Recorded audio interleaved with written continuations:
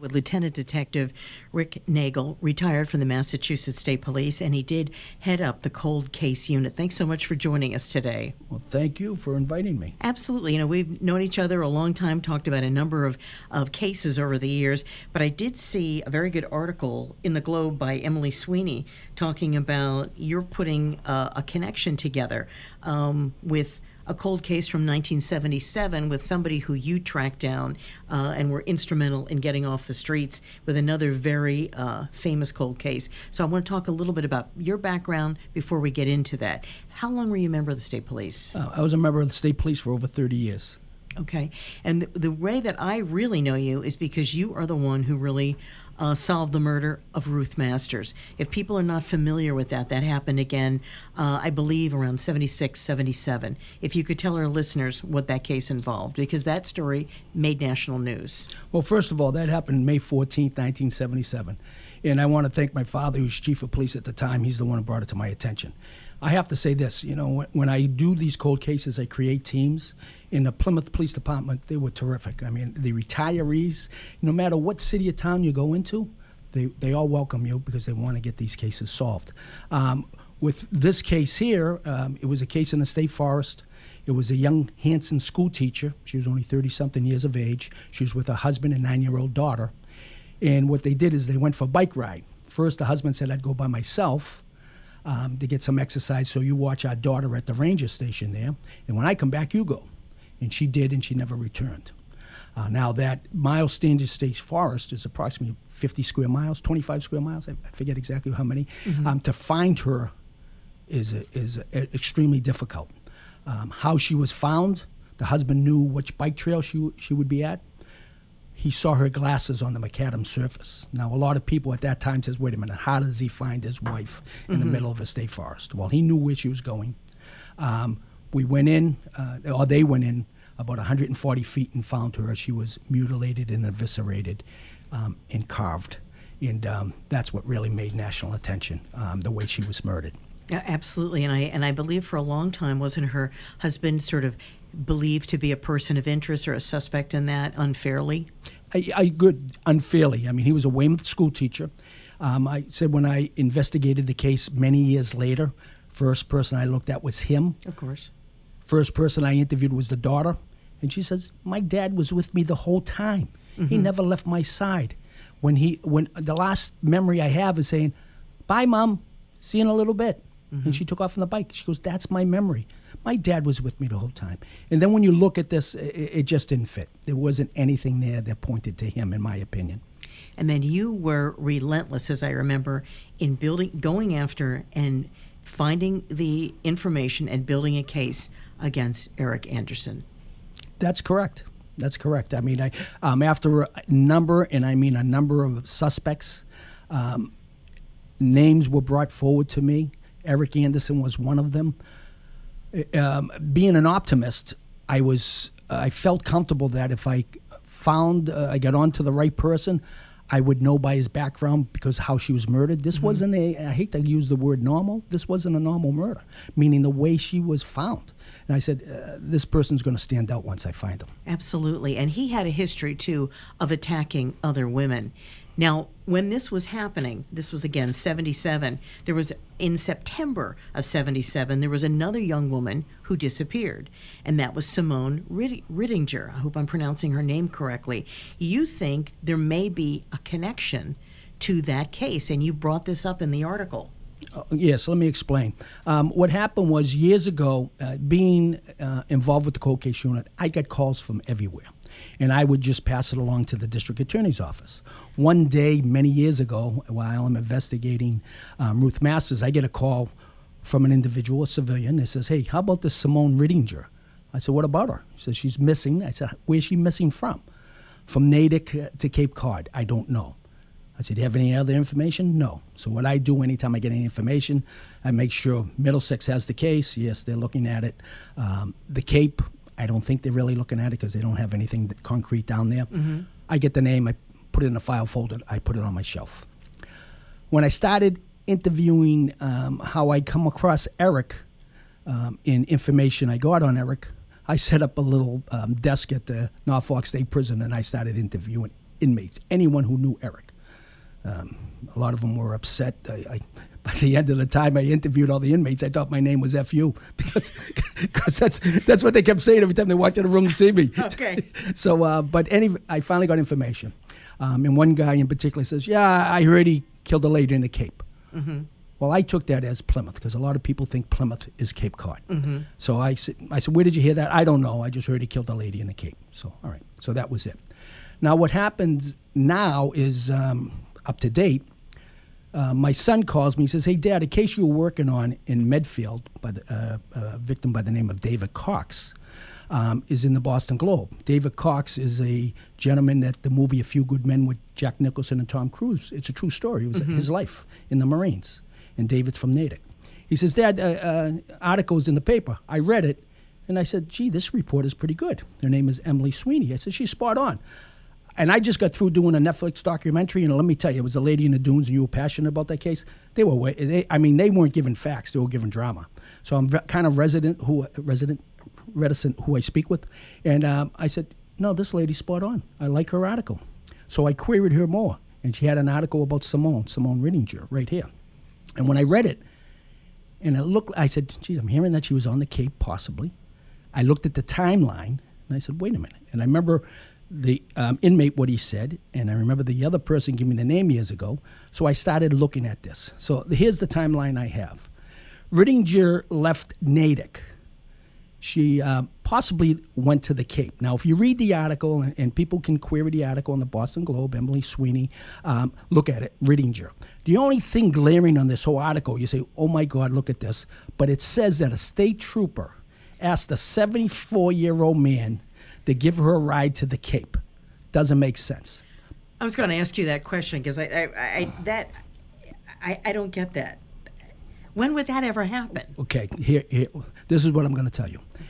From my experience doing cold cases, and again, I've been doing cold cases for 40 years, and I can tell you this. I'll bet my dollar to your penny there's more to that story. This individual has passed away. It's not what is in black and white. God bless the police who took the report. I'm sure they, gave the facts. But now that we have a little bit more information, there's a lot more questions. And I guarantee if I interviewed or someone else interviewed that elderly gentleman, they give you a little bit more. So what I did is when I read this, I went to Sherborn PD. This is who's doing the investigation on Simone. I asked them if I could look at the reports. I said, let me look at the report that this elderly gentleman gave you. And he gave the report 9 years later. And that's not outlandish to me because, significant events stay with you all the time. He said, when I read the news article, he says that lady's picture resonated with me. But I'm looking for particular words in his report that would sort of corroborate that maybe she went to the Cape. He said, I told a young girl, she was about 17, 18 years old. Simone was 17. That I told her I was from Framingham. She says, I'm from the next town over. He says, I remember she was wearing sneakers, blue jeans, but what jumped out at me, he said, gaudy jewelry. Not jewelry, gaudy jewelry. I underlined that. I told the detective at Sherborn PD, that's very important as far as I'm concerned, in a gray duffel bag. He said his department interviewed workers years later. None of this was in the press, and they corroborated those were the exact clothes she had on that day. So this is September 2nd, 77.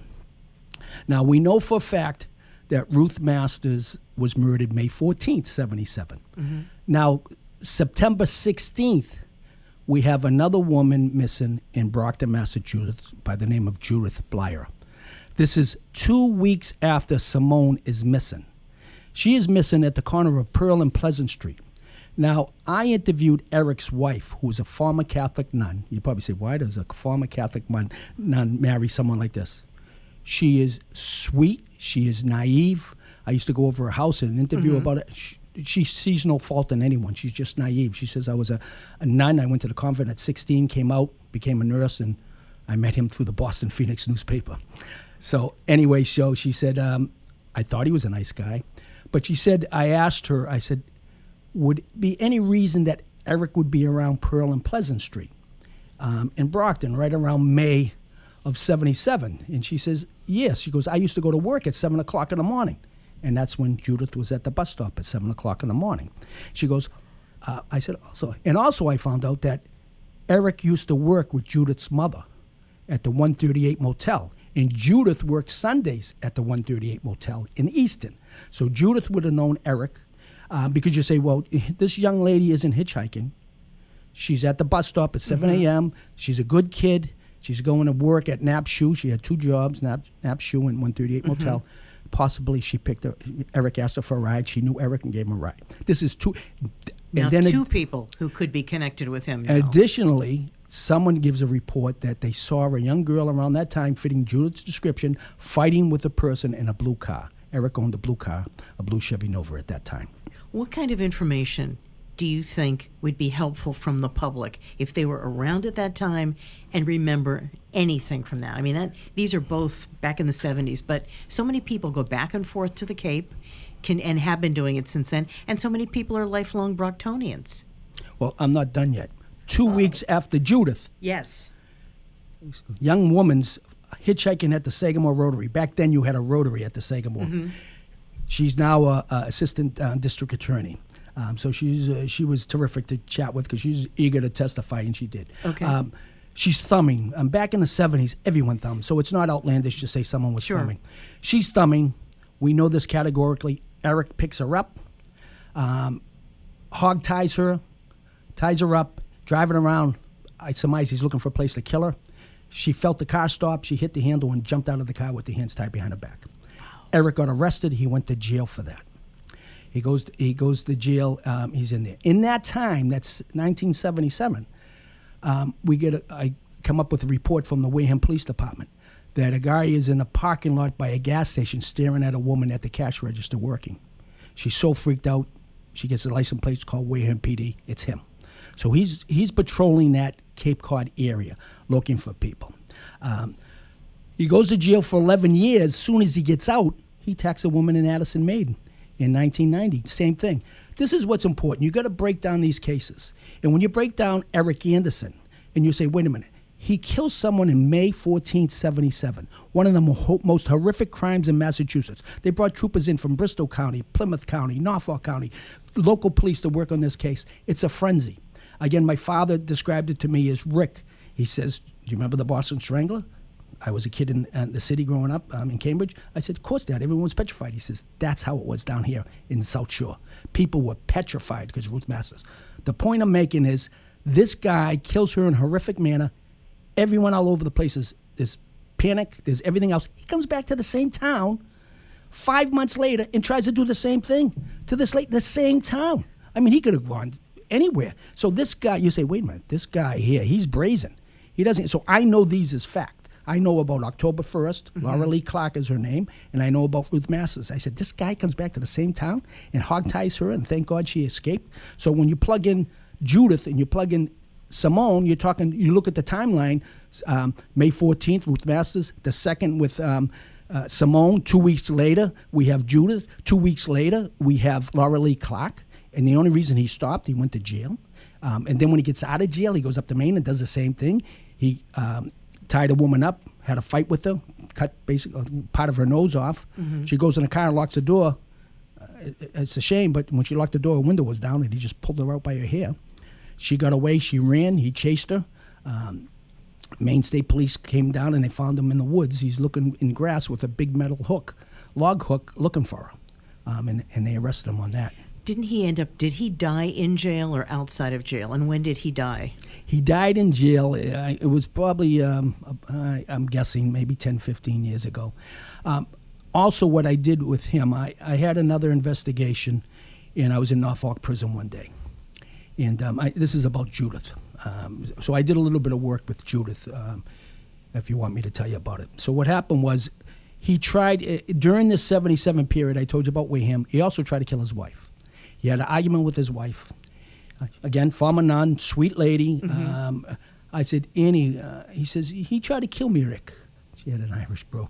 I said, where? She goes, the swamp called Hockamog Swamp. Hockamog Swamp. I said, Annie, would you remember where he tried to kill you? I think so. I said, will you take me? So Annie and I went for a ride. So we went for a ride to Hockamog Swamp, and she went in. It's the Eastern Bridgewater area. And she showed me. Now, why did I want to take Annie? I said, Annie, tell me what he did. So as soon as we got there, he carries this unique knife. It's like a fillet knife, real thin. Mm-hmm. And that's the type of knife Ruth Masters was killed with, because we got part of the blade out of her breast. She goes, oh, no, he always carried that knife. He'd fillet animal, everything. So she told me to get out of the car. He says, he's going to kill me. He says, all I did is start praying. I prayed real loud. As he was yelling at me, I prayed louder than he was yelling. And then he got so upset, he hit the hood of the car, pounded with his fist, kicked the tire, said, get in the car. So why was that important to me? Because I'm thinking a lot of these killers are creature of habits. I'm thinking maybe Judith is there. And I'm still looking for the gun, because Ruth Masters was struck on the side of her head. Her head was all fractured. And it was a metal cartridge for a rifle that was by her, the scene, a .22 Marlin. So I said, maybe he put this here. Again, murderers are creatures of habit. So I got Plymouth DA's office, State Police, the cold case unit. I got criminal crime scene services. I got ballistics. We got the National Guard. We all came out. Most of the people had metal detectors. Again, Huckabog Swamp is huge. Mm-hmm. We were praying that we could maybe find Judith or find the gun, but to no avail. So we did do some work on that. Well, these are, again, I have to say, I've been here for almost 35 years. With this missing person, Judith Bleiler, I've never heard of her, and I'm glad you brought that to my attention. And I'm sorry I never heard of her.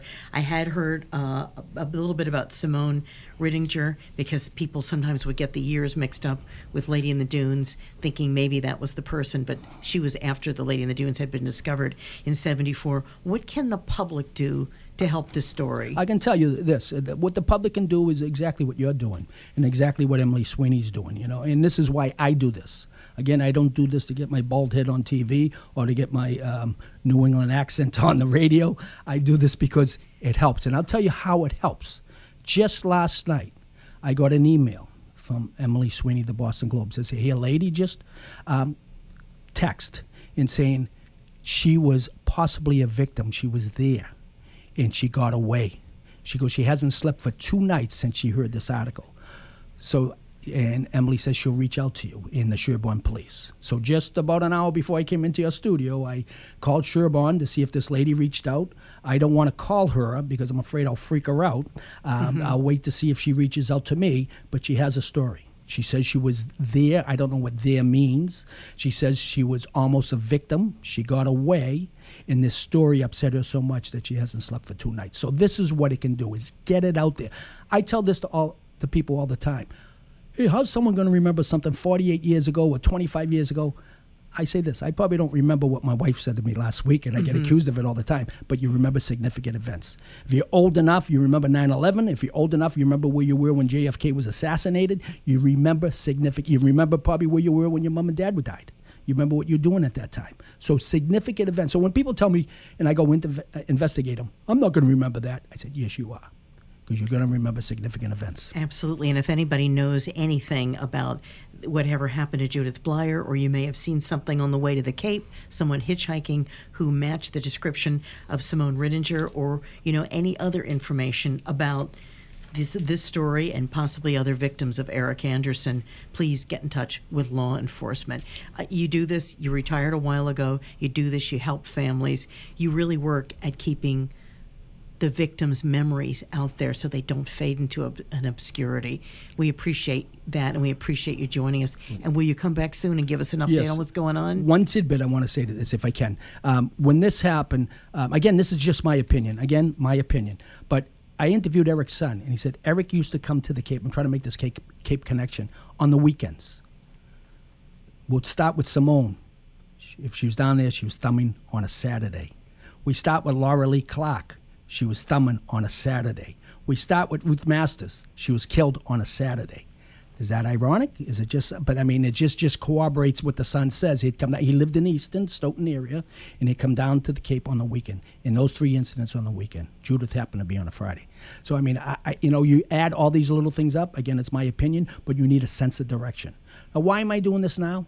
Why? What is it going to prove if he's dead? Well, this is the proof. God willing, we find Judith. We find Simone. I hope they're alive, but if they're not, probably they're not. If you find bones, you're looking for trace evidence. I'm giving the police a sense of direction. So if you have crime scene come out and you can find a hair can last decades upon decades upon decades. You don't need nuclear DNA, mitochondria, and so forth. Just that shaft of a hair could give you a sense of direction on who the perpetrator was. So what I'm trying to do is interviews like yourself and interview the Globes. They'll be in the paper. They'll be online forever. And if she's found any one of them, you have a sense of direction. In fairness to Eric, maybe it's not Eric, but at least you have a sense of direction. Well, we really appreciate you sharing your information, your expertise, your experience, and your passion, because it's so clear that this stuff still not only interests you, but to me, it feels like it's a calling, and you're an advocate for those who can't speak, and who couldn't appreciate that. Again, that's retired Detective Lieutenant Rick Nagle from the State Police. We'll have this interview up online. We'll have you back in studio soon. I'm Christine James, 95.9 WATD.